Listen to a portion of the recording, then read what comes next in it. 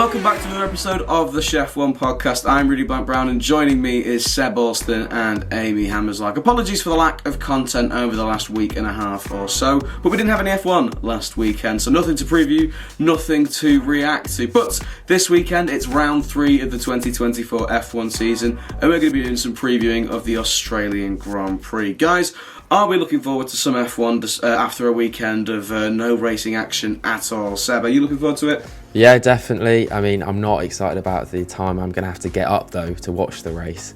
But other than that, Australia, I think it's a really good track. I think it's brought out some good racing in the last few years. Maybe a little bit difficult to overtake, but I still think, we're in store for a good race. Hopefully, there's going to be a fight at the front, fingers crossed. And if not, actually fight in the midfield. We haven't had that first couple of races, but fingers crossed we do this weekend. Yeah, and Amy, yourself, we had a bit of a hectic Australian Grand Prix last weekend. Last year. I've done that twice in the last 2 days now. Mentioned it last night on the Ford Radio broadcast of the ice hockey, which you can check out on Mixcloud at some point if you've missed our voices so much. But Amy, enough of the sidetrack. We had a bit of a chaotic Australian Grand Prix last year. Do you reckon it'll be the same again this weekend? I mean, I think it'd be a pretty crazy coincidence if it happens 2 years on the run, but I think it's just a great atmosphere, the Australian Grand Prix. You've got a lot of fans. You've got the famous walkway that all the drivers go on. It's 2 drivers, home races. I don't think anything as crazy as last year will happen, but I do think we'll get to see, especially a fight for pole position. Maybe not in the race, but I think we'll have a great Saturday. And it's going to be actually our first race on a Sunday, so I'm looking forward to it, yeah. Yeah, back to normality. Now, for 2024, normality has been the last word that I would normal would be the last word that I'd use to describe all the news going on off track at the moment. And it doesn't look like it'll be slowing down anytime soon. Just some gossip in and around the paddock. We've got Carlos Sainz back in the Ferrari for this weekend. I think it's 99% sort of confirmed that it's going to happen. So no Ollie Behrman, unfortunately, to provide some entertainment in the midfield once more. But speaking of Ollie Behrman, word has come out that since his F1 debut, I'm not sure if it's happened since he drove in Saudi Arabia, but his old driving instructor came out and said that he failed his driving test. So no one's perfect, clearly. If you are a young racing driver watching this, jealous of Ollie Behrman's early success, then don't worry, he failed his driving test. He's only human, isn't he? But enough of the naff news, sort of the more heavy stuff now. FIA President Mohammed bin Sulayem has been cleared by the FIA, his own governing body, of any race interference claims back from the Las Vegas Grand Prix last year. Obviously, all relevant to the Fernando Alonso decision and stuff like that. Seb, have you got any thoughts on that? Are you wanting Michael Messi back like a few people are online? Not really, to be honest. I mean, he did an okay job in 2021 other than the last race of the season. In terms of the president, I mean, it's good that he didn't interfere, I guess. I mean, it would have been bad if he had. Am I entirely confident that they came to the right decision and it was truly independent? No, but it is what it is. I'm sure it'll be fine. Yeah, one of them really, sort of similar to the Christian Horner situation that we touched on last week. It's a case of, or 2 weeks ago now, I think, but it's a case of, you get a independent, and I'm saying that while doing air quotes with my fingers, an independent body to come to the verdicts of someone who has the same sort of interests and ambitions as they do, and of course they might come out with a slightly unbiased decision, but that's just rumours, man. That's just what we can sort of suspect from that. But then speaking of interests, we did a video on this a few months ago now, but it's back in the news. Susie Wolff will be taking legal action against the FIA, Amy, for the conflict of interest comments that they made and the inquiry that they made into her sort of, I suppose, relationship with Toto Wolff, as it were. So of course we did a video on that a few months ago, which you can check out. I'm sure it'll be linked in the description or coming up on the screen right now with some fancy editing from Seb. But yeah, Amy, any strong feelings about that at all? I mean, it's been there's been a lot of investigations going on around Formula One recently. Christian Horner, we've had head of the FIA investigation, he's been cleared now, but hers never actually got, I guess, clarity, I want to say, closure. You never actually found out what happened there and who actually brought up these rumours or what. So I think she's finally, stood up for herself, gone to the courts and said, you're not going to, put shame to my name like that, especially when F1 Academy's, doing really well. It got the first televised race the other week. So I feel like she's doing well with that, and she might as well go to the courts because she's not got anything from that back. We don't know what actually happened there, and good on her. But it is a shame that in big news outlets like Sky News, they're saying, the wife of the F1 Formula One boss, Mercedes boss Toto Wolff. And at the end of the day, she's Susie Wolff, and she has a lot to her name other than being his wife. So, yeah, it's a bit of a shame that she's being still referred to as that. But good on her for still going out there and still changing the name of F1 when it comes to women. Yeah, absolutely. I mean, we were talking about this in the original Susie and Toto Wolff video that we did a couple of months ago. But yeah, no, you're absolutely right. It's still quite upsetting to see the big sort of publications referring to her as Toto Wolff's wife, even though she's the one taking the FIA to court. She's the one who is the most relevant in this case. And yeah, sure, Toto Wolff is arguably a bigger name in the media, but Susie Wolff is by no means, feeble and small in the world of Formula One. I mean, she's driven a Formula One car more recently than Toto Wolff has, if that's any sort of anything to sort of grade her by. And of course, like you mentioned, F1 Academy had a cracking opening weekend in Jeddah. We will touch more on F1 Academy in a separate video coming up, so keep your eyes peeled on that, because we haven't really talked about it much, and I feel as though we should give it some more attention, and the attention that it most definitely deserves. Now, we'll move on to sort of more relevant news to Australia, a little sort of news in the worlds of research and development. McLaren and Stake, because we can call them Stake this weekend, because I think gambling is legal in Australia, so there'll be Stake this weekend. They'll be Sauber nonetheless anyway, but they and McLaren both have small upgrades coming in to the race at Albert Park. Seb, do you see that making any sort of difference? McLaren maybe, but Stake, do you see them sort of making that next step out of the sort of mediocre end of the midfield? I mean, potentially making a little step up in terms of the lower midfield, in terms of making that step up from, at the moment they are, on a similar level to Alpine, making that step up from there, maybe to be fighting with the likes of RB, potentially Williams and things like that. I think they might be able to make that step up, but I think it's quite a minor upgrade that they're bringing, so I can't see them making much of a step forward. In terms of McLaren, though, I do think that, even though, again, it's still minor, I do think that if it's track specific, then yeah, potentially they have the opportunity to maybe fight for the podium a little bit more than they have done in the first couple of races. So yeah, I think it's exciting times, more so for McLaren though. Yeah, correct me if I'm wrong, but obviously one of the huge battles that sort of took a lot of the headlines that weren't dominated by Ollie Behrman was the whole Kevin Magnussen battle in the midfield for Jeddah. Were either of the Stake cars involved in that? I can't seem to remember. So maybe with the upgrades that they're bringing this weekend is what I'm getting at. The upgrades that they're bringing to the car this weekend, albeit very minor ones. If they'd have had this car last race at Jeddah, they might have been in that fight. Is that kind of a fair assumption to make? I think so. I think obviously last weekend they were hampered by issues here and there. Obviously Zhou Guanyu, not being able to get a lap in qualifying. I think he had decent-ish race pace compared to the rest of the field, but just wasn't able to close that gap. So I think if they had the car they're going to have this weekend, last weekend, or the weekend before actually, I think maybe they might have been in and around that fight, but I still don't think they would be overtaking those cars. I think they would have been a little bit like how Alpine were in that fight with Esteban Ocon. No, interesting you say that. Of course, Alpine still no sign of any upgrades coming particularly soon, certainly none for this weekend. But we'll move back to McLaren briefly. Amy, you seem to hold McLaren in quite a high regard for this weekend. What are your expectations for the Papaya outlets in Albert Park? I definitely think I can see a podium happening, at least for Oscar or Lando. For me, Oscar's going to have a brilliant weekend because, it's other than last year, and it was a messed up McLaren car.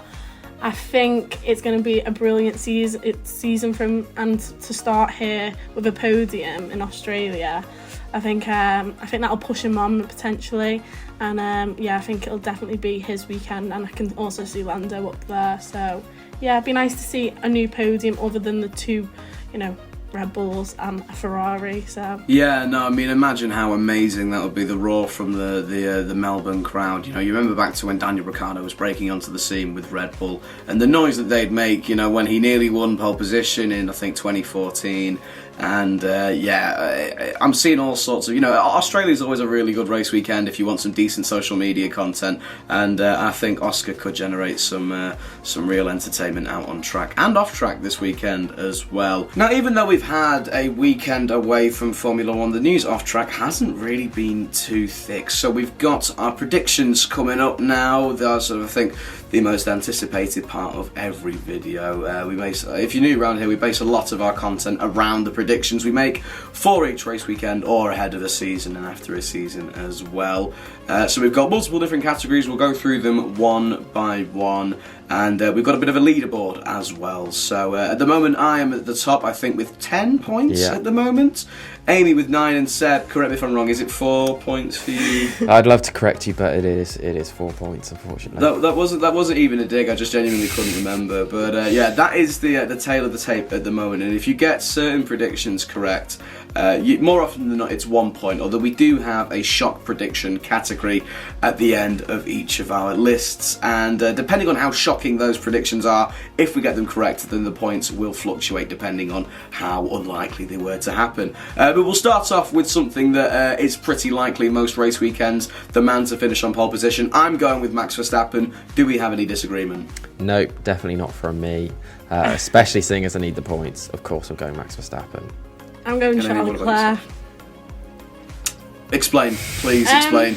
I think I'm thinking back to 2 seasons ago now when Charles Leclerc won in Australia. Yeah. Obviously, last year was a bit of a madness, and I just think he suits that track. I think the Ferrari suits that track, and you can't deny that Charles Leclerc is probably the fastest man around one lap. So I think when it matters, he could potentially make it all count, and he can go and get that pole position. I don't think it'll carry on into the race. I don't think he can, go and win it, but I do think he could get pole position. I think it's definitely more likely, despite the fact that I've turned my nose up at Charles Leclerc originally getting pole position. But you know what? It's definitely more likely that he will get pole position than the race win, which we'll move on to shortly. It's a case of, that Ferrari, especially at Bahrain, looked really tricky to get the tyres in the right operating window. And Albert Park is a really tricky track to do that, with the high air temperature and low track temperature and the sort of usually the faster compounded tyre. It might be difficult for a longer period of time for Ferrari to properly, find their feet this weekend. Although, pole position for Charles Leclerc, I'm not mad at that prediction, to be fair. He is obviously, like you say, very quick around one lap, and it could be an exciting shootout for pole position. We'll move on to the race win now. Seb, you and I are probably playing it safe once more. I'm saying Max Verstappen once again. Do you agree, Seb? Yeah, of course. It has to be Max, especially if he gets pole. There's no stopping him after that.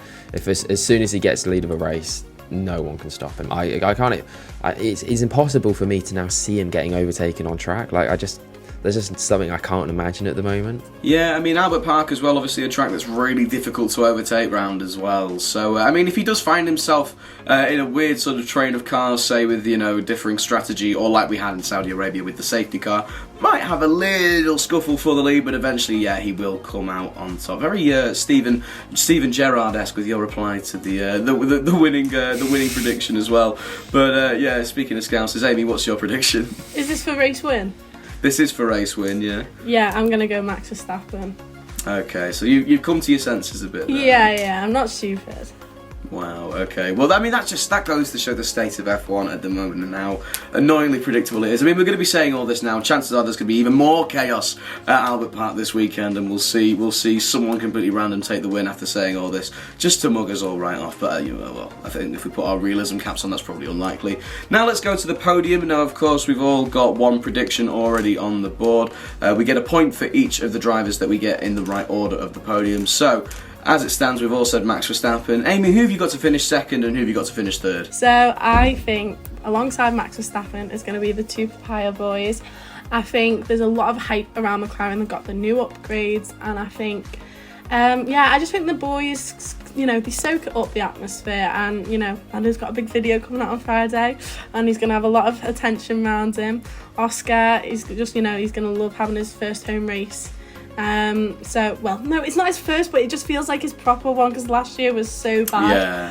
But like, yeah, I just think they're going to do really well this weekend, and yeah, double podium. Seb, are you got in for McLaren quite as much as Amy is, or are you completely disregarding their existence? No, I am going to get one of them on the podium. I am going to go for Lando Norris P3, but in P2 I'm actually going to go for Sergio Perez. I think I'm going to come to my senses. I think that if we look at the last couple of races, you know, even if Perez hasn't been there in qualifying, he's actually been able to get the overtakes on track really cleanly. I think his race pace has been really good so far.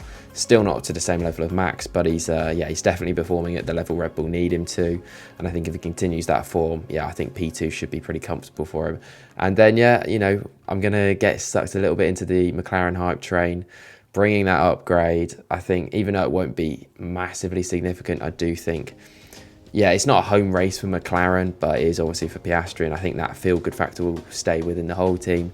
And I do think Norris will be able to get the job done. Yeah, I mean, I've avoided Sergio Perez for my podium predictions. I just think we're long overdue a Sergio Perez clanger. But like you say, he has been pretty strong in the race. Obviously not to the standard of Max Verstappen, but the bar is set very, very high there. But I am anticipating, maybe just hoping for the sake of change, a Sergio Perez disaster class this weekend. Maybe not, a DNF like last year, but just something where it goes wrong for him on the Sunday. And I've said Charles Leclerc to finish P2 because he probably just will objectively be the quickest driver aside from Max Verstappen on track, despite the fact that I did make those comments about the tyre wear earlier. I think he'll just be able to push through it, and maybe a late safety car will mean he can get some laps on the fresher tyres towards the end to extend any sort of gap from a threat to his P2 spot. And I've gone with George Russell to finish P3. I thought that both of you would go with the McLarens, and you know what, I can't blame you. But last year Mercedes had excellent pace around Australia, and it sort of came as a bit of a surprise. No one really anticipated them to do that well.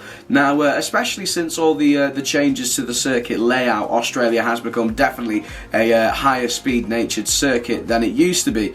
But, we saw it last year. Mercedes, again, not very quick in a straight line, but they made the best out of, having to maximise a mixture of aerodynamics and high speed through the sort of long swooping corners that Albert Park has to offer. And I just think that George Russell has had a decent start to the season. He's a driver in good form, and I think he'll find a bit of there'll be threats from elsewhere, obviously from both McLarens, and I think Fernando Alonso could perform well this weekend as well, really getting the most out of what is a pretty sort of difficult car to predict. We don't really know how quick that is, because of course Fernando is doing an excellent job in it, and Lance Stroll, we believe, is doing a pretty bad job in it, or it could just be it's hard to judge is what I'm trying to say there. But I'm going to go with George Russell to finish P3, and for the sake of change as well, because I don't want all of us to get points for the podium when we've all predicted the same thing. I knew we'd all go with Max for something like win or pole position, and then I'm going to go with George Russell P3.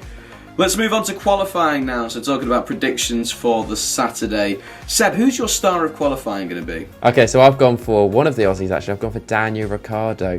Probably not the Australian most people are expecting to do well this weekend, but I just think he lives for this sort of occasion. I think having his home fans behind him, I think that when it comes to one lap, even though he's been a little bit rusty, especially in race pace, I think that he'll get the better of his teammate, and I do think that potentially we could see a Q3 appearance from Daniel Ricciardo. And I think he's going to get the most out of it. He knows the circuit really well. Obviously, nearly got his first podium there back in 2014, sort of did. But I think he knows the circuit well. He's going to have the backing, and I think he's going to have a good weekend, especially when it comes to the Saturday. Well, I'm actually going to go for the other Aussie for star of quali. I think he is going to outperform his teammate Lando Norris. I think he's going to be at least, in the top 3 of qualifying. He's going to get his picture with the others, going to have to maybe not sign the wheel, that is pole position's job, but I do think he's going to be there, and I think, he's my star of quali. I think there's so much hype, the upgrade's going to be there, and I think a lot of Australians do prefer Oscar Piastri these days. Now that's quite controversial, but I think he's young, he's upcoming, and I think there's just a lot of hype around him this weekend, and I think he's going to live up to it. So Oscar Piastri is my star of qualifying. From my understanding, my very brief and limited understanding of sort of Aussie behaviour and culture, as it were, Daniel Ricciardo and Oscar Piastri, although they're two very different people, are two pretty stereotypical Australian. So it's interesting to have them both on the grid. Obviously, Daniel very extroverted and smiley and, quite sort of bubbly. And then Oscar a little bit quieter and has a different sort of sense of humour. But obviously both exceptional drivers. I'll loop back to Daniel Ricciardo a little bit there. Obviously Australia's sort of F1 sweetheart, as it were, for the last 10 years or so. He is due a good result, most definitely. And I'm surprised that you've said he will get a decent one, Seb, because you sort of backed Yuki Tsunoda more in that little RB battle. Do you expect a little bit more from RB as a team in general this weekend? Well, I actually have got a lot to say about them later on. I think that sort of gives away some of my predictions. But yeah, I do think they're going to have a better weekend. Even though they're not bringing upgrades, I just think that having a better understanding of the package and knowing, how to set up the car better, things like that. Because they did have they had big changes, especially from the back end of last season. So I think that, they've got good staff at the team with some new, recruitment. So I think that as the season goes on, they're going to get better and better. And I think they'll have a good weekend, yeah. You guys are going to have to brace yourselves for the prediction that I'm making for the start of quali. It goes hand in hand with my shot prediction, so I am going to spoil it for you now. My star of quali, for no reason based off vibes alone, is, apart from being based off vibes alone, Esteban Ocon to be my start of qualifying, with my shock prediction being that he nearly makes it into Q3. Now that obviously is quite a subjective one, depending on what you mean by nearly makes it into Q3. He could be a 10th off but still finish P15. But I just think Seb is not making any Alpine prediction. I think just basically off conspiracy and stipulation alone, I think I think it's a case of now that Seb hasn't predicted them, someone's got to, and this just seems like the weekend to do it. And you know what? Aside from their enormous coming together last year in the latter stages of the race, Alpine did have decent pace around Australia, although the car was very different. I've just got a feeling that some good fortune's going to come at some point, and think of the points that I'll get if I say Ocon nearly makes Q3. So from qualifying's best performances to qualifying's worst performers now, it is time for our flops of qualifying. I'm just going to get my boring prediction out of the way because it seemed to work very well for last race. I'm just going to say Lance Stroll. He's been in pretty poor form as it goes in this early stage of the season, and I just think it'll be an underwhelming lap. He might not even make it out of Q1. We'll just have to wait and see, but there's no doubt that Fernando Alonso will blow him out the water. So I'm going to go with Lance Stroll. Anyone else got something a little more interesting than that? Not particularly interesting, but I am gonna contradict you, Seb, but I'm gonna say Daniel Ricciardo.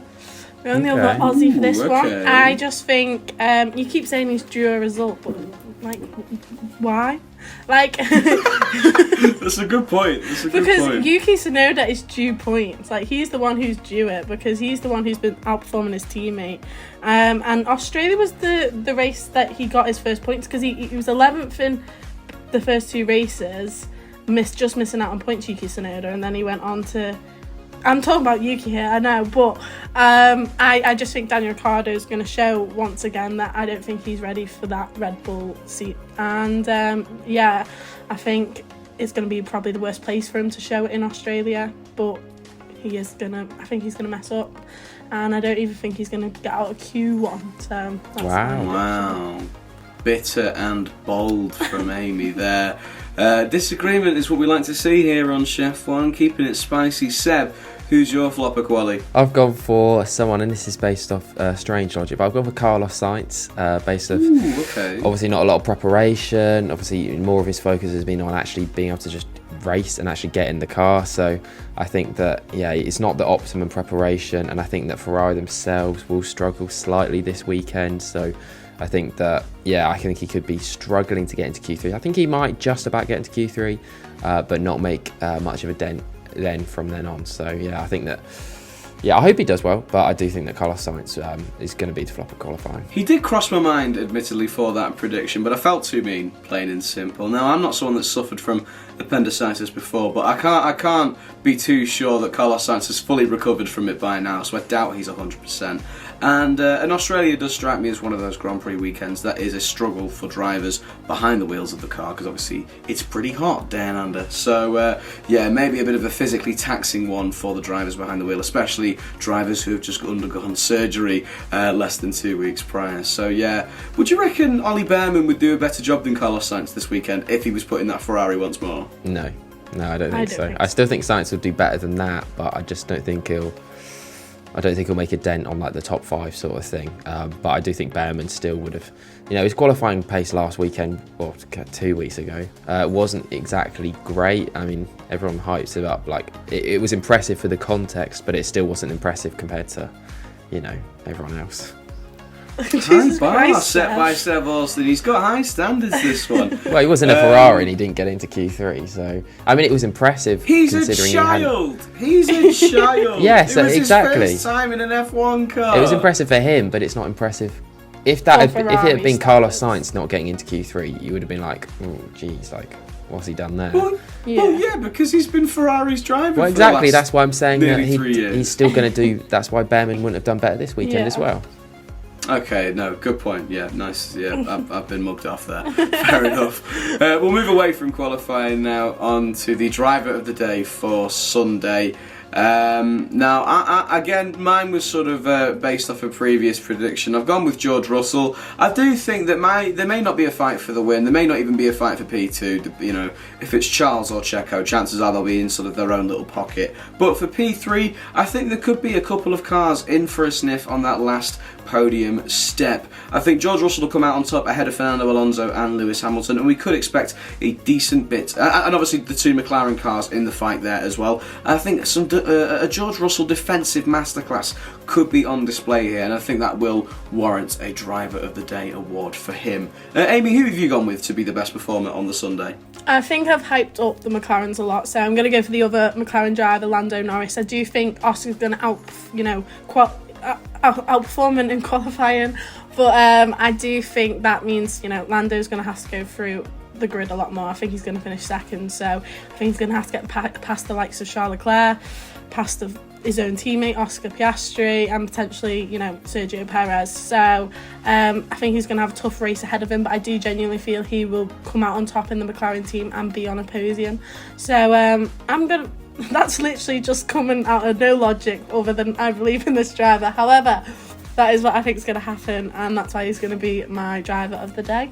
I've gone for someone who I wish I predicted last weekend a driver of the day. I've gone for Nico Hülkenberg. Yeah, I think the Haas, I've been so impressed with them so far. They've looked absolutely on it, and I think if anyone drops out from the top 5, we know there could be chaos at Australia. And I think that Hülkenberg, obviously the last time he scored points was at Australia last year, where he could have had a podium. I think he ended up finishing P7.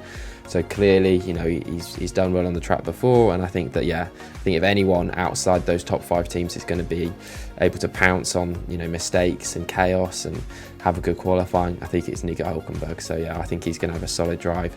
Maybe not even get points, but if I think he'll be best of the rest. Yeah, especially with Stake in the midfield, sort of in that similar level to Haas, bringing upgrades in this weekend. I've been mightily impressed with Nico Hülkenberg in particular at the start of this season. Haas, with a car that doesn't really have any sort of specific or unique features, and everyone's sort of expectations were Haas were on the floor. They did make it pretty clear that they weren't putting too much focus into the development of this year's car, weren't bringing in many upgrades, and still both drivers have put on absolutely brilliant performances. Kevin Magnussen sort of stole the show, excluding Ollie Behrman in Saudi Arabia, and of course Nico Hülkenberg gaining a point because of that. So I like that prediction a lot. Now, going from best driver to best team of the weekend. Anyone got a crazy one? Seb, have you gone with Haas based off that prediction? I haven't actually gone for Haas. I've gone for RB, and I know that sort of contradicts me saying Hülkenberg driver of the day and he's going to be the best of the rest, but I think they're going to have a really good weekend. I think they're going to have a good, strong qualifying, and even though I do think they'll drop off a little bit when it comes to race day on Sunday, I think, either Tsunoda or Ricciardo will be there to actually score a point. I think that they, will score their first points of the year this weekend, and I think, they're going to have the best of the rest in terms of team performance, maybe not individually as the drivers, but yeah, I think they're going to have a really good weekend. So I think it's pretty clear what team I'm going for best team. I've been raving about them all this video.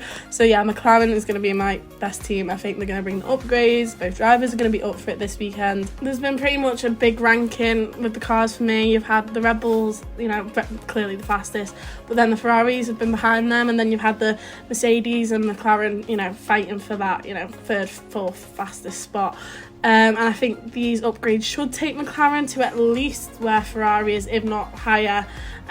So yeah, I think that McLaren are going to be on the podium, so surely they're going to be the best team other than Red Bull this weekend, so yeah. Yeah, my prediction goes hand in hand with yours, Amy. A little bit of a strategic one, just in case, my anti-McLaren predictions don't work out quite so well. I have gone with McLaren to be the best team of the weekend, but I also do think that even if my predictions are correct, a 4th and 5th for McLaren would still be a really solid output for them points-wise.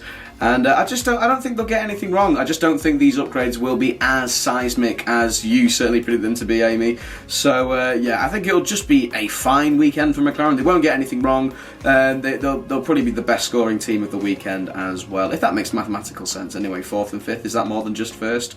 Well, I can't do the maths off the top of my head.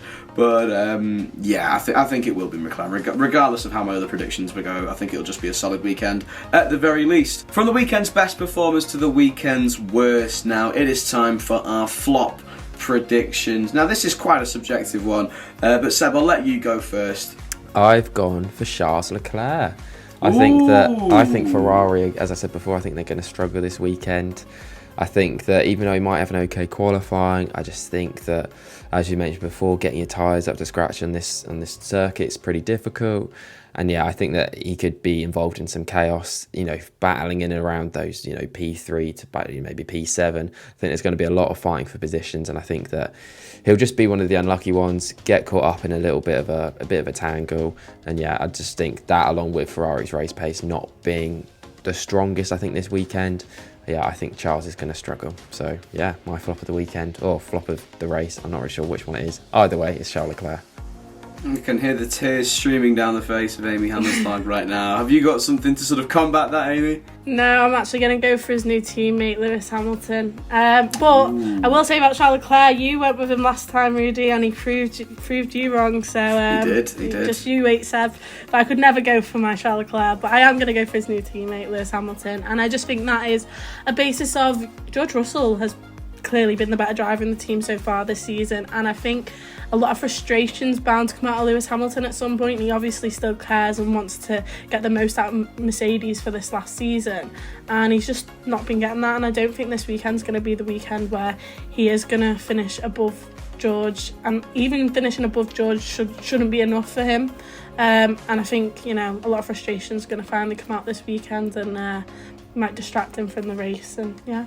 Yeah, I'm going to echo pretty much everything you just said there and predict Lewis Hamilton to be the flop of the weekend as well. There we go, got my words out eventually. I think, he's had a pretty sort of lacklustre start to the season. Definitely outperformed in qualifying and in the race by George Russell in both Bahrain and Saudi Arabia. And I just don't see Australia being an acceptable sort of or a realistic turning point for him. I think it will just be another weekend of subpar or sort of mediocrity for Lewis Hamilton, really. And not necessarily the worst driver across the entire weekend, but I think the gulf between his teammate could be the largest in proportion to the rest of the pairings on the grid.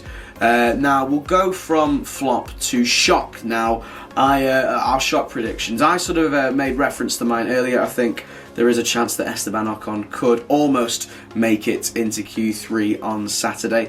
Has anyone got one quite as sort of crazy as that? Because obviously that Alpine has been woeful, and there are no signs of it looking any quicker in Australia. Seb, what's yours? I've gone for another sort of Q3 based one. I've gone for both RBs to make it into Q3. Wow, you're properly gunning for them this weekend. Yeah, and so let's face it, they're going to have an absolute honker, but I'm going to back them.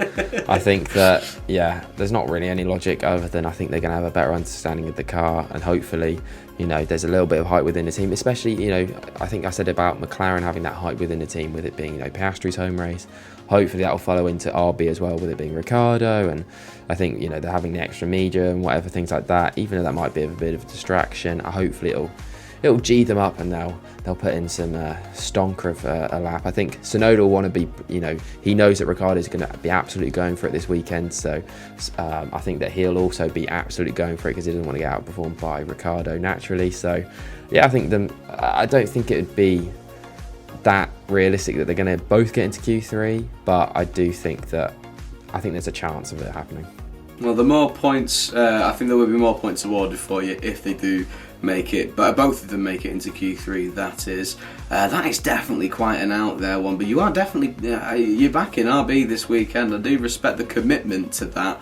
That certainly would be quite shocking if it were to happen, especially with the, I suppose, poor form of Daniel Ricciardo's in the first two races. Not great pace in Bahrain, failed to get past Kevin Magnussen, to the frustration of his teammate Yuki Tsunoda, and then was just nowhere to be seen in Saudi Arabia. Meanwhile, Yuki Tsunoda was doing his best to fight for a points-paying position.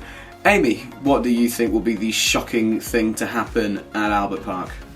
I've also gone for another Q3 type prediction, but I'm going to say that Kevin Magnussen is going to be in Q3. Just on his little loan. I'm not going to go and have Hulkenberg with him. I think that was his weekend last weekend. I feel like they might have a compromise in the team now that, you had yours, Nico. Kevin sacrificed his race for you. Now it's time for Nico's turn. So, I think Kevin, like you said, the Haas actually do look good, and I'm looking forward to seeing how they do this weekend. Yeah, I mean, for Kevin Magnussen and Haas, Australia holds quite a lot of sentiment for both parties, respectively. I think it was their best ever finish, or joint best ever finish, P4, I think, in maybe 2017, not 2018, I don't think, but Romain Grosjean, there was that iconic team radio. And then, of course, Kevin Magnussen's debut in Formula 1, finishing on the podium for McLaren back in, I think, 2014, which is crazy how that was 10 years ago now, and he's not been on the podium since. But I like that prediction a lot. Any sort of good fortune going Haas's way, for some reason, I just seem to like. So, that rounds it out for predictions then. So I wonder how that will look at the end of this Grand Prix weekend. If you are a gambling person and you've heard Seb's predictions, do anything that he hasn't said, basically, or just go against what he's predicted. Bet on RB to have a stinker, basically. He's got some sort of voodoo curse where the exact opposite happens.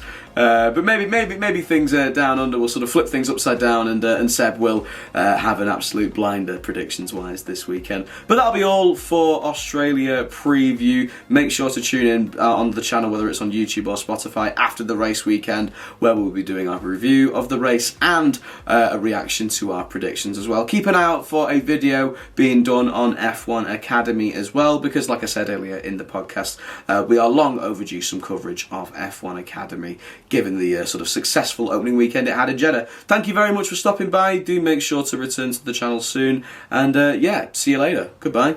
Bye. Bye.